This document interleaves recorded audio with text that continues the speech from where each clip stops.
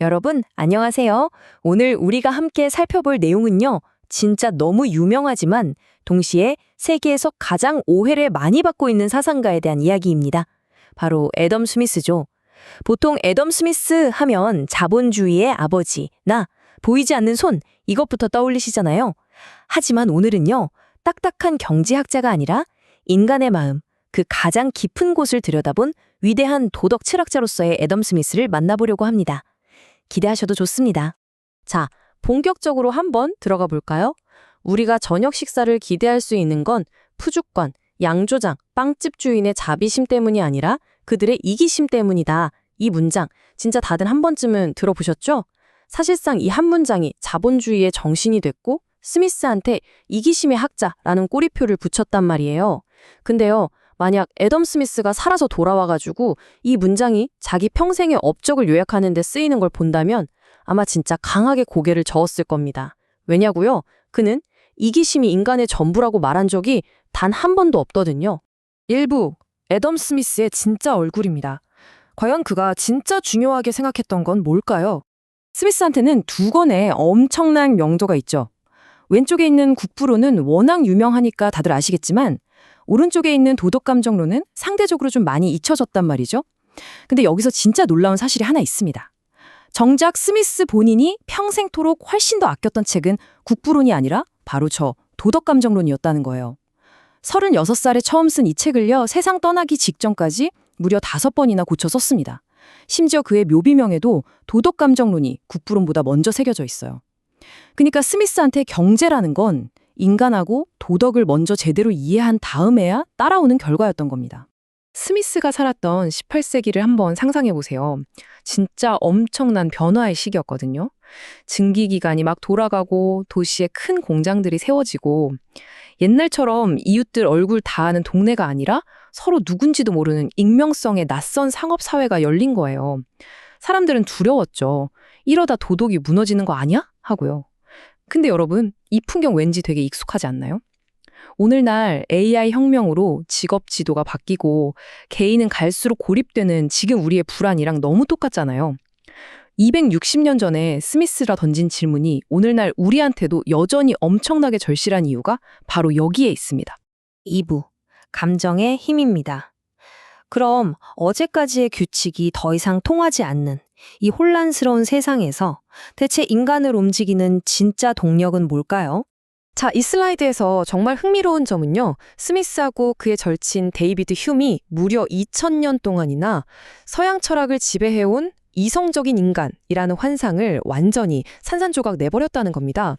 그들은 이렇게 선언했어요. 이성은 감정의 노예일 뿐이다. 라고요. 인간을 진짜로 움직이는 건 차가운 이성이 아니라 뜨거운 감정과 욕망이라는 거죠. 그러니까 도덕의 기준도 머리 아픈 추상적인 이성에서 찾을 게 아니라 우리가 일상에서 느끼는 구체적인 감정에서 찾아야 한다고 주장한 겁니다. 진짜 패러다임이 바뀐 거죠. 그리고 그 수많은 감정의 한가운데에 바로 공감이 있습니다. 여기서 스미스가 말하는 공감은요, 그냥 옆 사람이 울 때 나도 모르게 눈물이 나는 그런 수동적인 감정 전염이 절대 아니에요. 내가 저 사람 처지라면 어떨까 하고 내 상상력을 풀가동해서 상대방의 상황 속으로 직접 걸어 들어가는 아주 적극적이고 능동적인 행위입니다.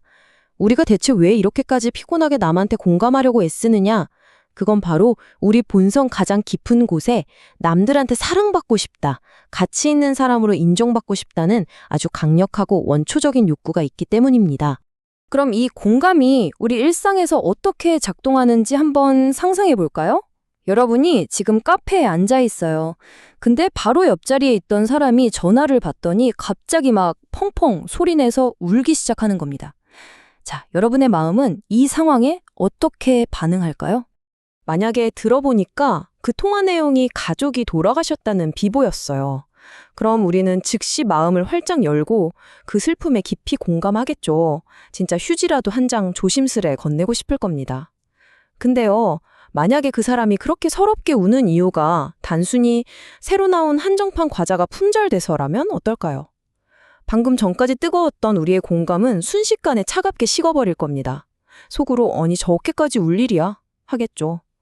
그러니까 우리는 타인의 감정을 무작정 다 받아주는 게 아니라 상황을 딱 보고 머릿속으로 자동적인 판정을 내린다는 뜻입니다. 스미스는 이 판정의 기준을 적절성이라고 불렀습니다. 내 감정이 지금 이 상황에 딱 들어맞는지 아니면 오버하는 건지 재는 척도인 거죠. 우리가 사회 안에서 남들과 관계를 맺고 살아가려면요. 힘든 일을 겪은 사람은 남들이 공감해 줄 수 있는 수준으로 자기 감정을 좀 꾹 눌러서 다듬어야 하고요. 반대로 지켜보는 사람은 그 사람의 처지를 더 깊이 상상하면서 한 걸음 다가가 주어야 합니다. 이렇게 양쪽이 서로 타협점을 향해서 양보하고 조율하는 과정, 바로 이 과정에서 우리는 자연스럽게 도덕적인 사회적 존재로 성숙해지는 겁니다. 3부, 내면의 공정한 관찰자입니다. 이제 타인을 판단하는 걸 넘어서 우리가 우리 자신을 어떻게 판단하는지 살펴볼 차례입니다. 남의 행동을 평가하던 이 잣대는 결국 나 자신을 향하게 되거든요. 우리는 늘 남들 시선을 신경 쓰면서 살잖아요? 근데 솔직히 말해서 외부의 시선은 절대 공정하지가 않아요. 나를 아껴주는 부모님이나 친구들은 나한테 너무 관대하고요. 반대로 날 싫어하는 사람들은 너무 가혹하죠. 하지만 제일 큰 문제는 바로 나 자신입니다. 인간은 누구나 지독한 자기애가 있어서 내가 한 실수는 어떻게든 그럴듯하게 포장하고 변명하려고 하거든요. 자, 이렇게 모두가 삐딱하게 기울어진 저울을 들고 있는 세상에서 도대체 우리는 어떻게 스스로들 공정하게 평가할 수 있을까요? 바로 이 답답한 문제를 해결하기 위해서 스미스가 꺼내든 진짜 천재적인 개념이 있습니다. 바로 공정한 관찰자입니다. 이 관찰자는 어디 밖에 있는 사람이 아니고요. 우리 마음속 한가운데 딱 버티고 앉아있는 아주 냉정한 재판관입니다. 우리가 살아가면서 수많은 사람들과 부딪히고 사회라는 거울을 보며 차곡차곡 쌓아올린 보편적인 기준인 거죠. 예를 들어서 친구랑 톡으로 싸우다가 진짜 화가 나서 엄청 쏘아붙이는 문자를 썼다가도 전송 버튼 누르기 직전에 딴 사람들이 이거 보면 내가 너무 쪼잔해 보이겠지? 하고 쓱쓱 지워본 경험 다들 있으시죠? 맞아요. 바로 그 순간이 여러분 안에 공정한 관찰자가 작동한 겁니다. 4부, 두 개의 기둥, 정의와 자해입니다. 개인의 마음속에서 벌어지는 이 조율이 어떻게 사회 전체의 구조를 만들어내는지 보시죠. 자, 이 내용이 스미스의 기가 막힌 건축적 비유를 아주 멋지게 보여주고 있는데요. 우리 마음속 공정한 관찰자의 목소리가 하나둘 모이면 그게 결국 거대한 사회를 떠받치는 규칙이 됩니다. 스미스는 이걸 크게 정의와 자해로 나누었어요. 먼저 자해, 즉 남에게 베푸는 선행은요. 건물로 치면 아주 화려하고 예쁜 장식 같은 겁니다. 있으면 너무 아름답고 좋지만 그거 없다고 건물이 와르르 무너지진 않죠. 그래서 억지로 강요할 수 없는 겁니다. 반면에 정의, 즉 남한테 피해를 주지 않는 것은 이 사회라는 건축물을 떠받치는 아주 핵심적인 기둥이에요. 이 기둥이 부러지면 사회가 완전히 붕괴해버리니까 이건 반드시 법이나 처벌 같은 강제력을 통해서라도 무조건 지켜내야 한다는 거죠. 그러니까 건강한 상업사회는 왕이나 권력자가 시켜서 돌아가는 게 아니라 평범한 우리들의 공감이 만들어낸 이 기둥들로 스스로를 탄탄하게 지탱하고 있는 겁니다. 5부. 칭찬받을 자격이 있는 삶입니다. 이제 이 철학적 개념들을 오늘날 우리의 행복 찾기로 끌어와 볼까요? 사회가 점점 잘 살게 되고 풍요로워지면서 우리 마음속에는 허영이라는 아주 무서운 괴물이 자라나기 시작합니다. 허영이란 내 진짜 내면의 가치보다 남들 눈에 내가 어떻게 보이는지를 훨씬 더 중요하게 생각하는 마음이죠. 사람들은 그저 등 따뜻하고 배부르려고 돈을 버는 게 아니에요. 남들의 그 부러워하는 시선을 독점하려고 끝없이 부와 명예를 쫓습니다. 원하던 승진을 하고 좋은 차를 뽑아도 그 짜릿함은 진짜 잠깐뿐이고요.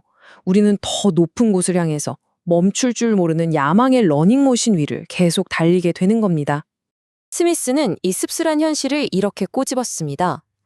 부자가 돈이 많아서 기뻐하는 진짜 이유는요, 그 통장 잔고의 숫자 때문이 아니라 세상 사람들이 우러러보는 시선을 한 몸에 받기 때문입니다. 반대로 가난한 사람이 겪는 진짜 비극은 당장 배가 고프고 추운 것보다 더 깊은 곳에 있어요. 길을 걸어가도 아무도 나를 쳐다봐주지 않고 철저하게 투명인간 취급을 받는 그 지독한 무관심. 사회에서 내 존재가 지워진 것 같은 그 끔찍한 고립감이 가난의 가장 뼈아픈 고통이라는 거죠. 결국 인간을 움직이는 가장 큰 동력은 남들이 나를 어떻게 보내냐인 겁니다. 자, 여기서 정말 핵심적인 포인트가 하나 나옵니다. 우리가 그렇게 남들의 인정에 목말라 하지만 정작 알맹이 없는 텅 빈 칭찬은 우리를 진짜 행복하게 만들어주지 못한다는 엄청난 딜레마죠. 스미스는 이렇게 말합니다. 인간은 단순히 칭찬받는 것을 넘어 스스로 칭찬받을 자격이 있는 사람이기를 원한다. 여러분도 그런 적 있으시죠? 내가 한 일보다 너무 과분한 칭찬을 받았을 때 왠지 얼굴이 화끈거리고 뭔가 속이는 것 같아 찝찝했던 경험이요. 우리는 겉으로는 남들의 화려한 박수를 원하지만 그 깊은 속내를 보면 내 안에 공정한 관찰자가 그래, 넌 진짜 그 박수 받을 자격이 있어 하고 고개를 끄덕여 주기를 그 누구보다 간절히 바라는 존재입니다. 그 내면의 승인이 없다면 외부의 찬사는 그냥 다 껍데기일 뿐인 거죠. 결국 우리 앞에는 두 갈래 길이 딱 놓여 있습니다. 남들의 화려한 시선과 허영에 중독돼서 평생 쳇바퀴만 도는 재산의 길. 그리고 세상이 좀 안 알아주더라도 내 안에 공정한 관찰자에게 한 점 부끄러움 없는 미덕의 길입니다. 근데 여기서 스미스가 우리한테 아주 희망적이고 재밌는 얘기를 하나 해줍니다. 우리 같은 평범한 사람들에게는요, 놀랍게도 이 두 길이 대체로 겹친다는 거예요. 진짜로요. 정직하게 땀 흘려 일하고 남들과 한 약속 꼭 지키고 주변 사람들을 신중하게 대하면서 이 미덕의 길을 걷는 게 역설적으로 이 사회에서 신뢰를 얻고 부를 쌓는 가장 확실하고 안전한 방법이라는 겁니다. 하루가 멀다 하고 쏟아주는 남들의 화려한 피드와 좋아요 숫자에 이리저리 마음이 흔들리는 참 피곤하고 소란스러운 요즘입니다.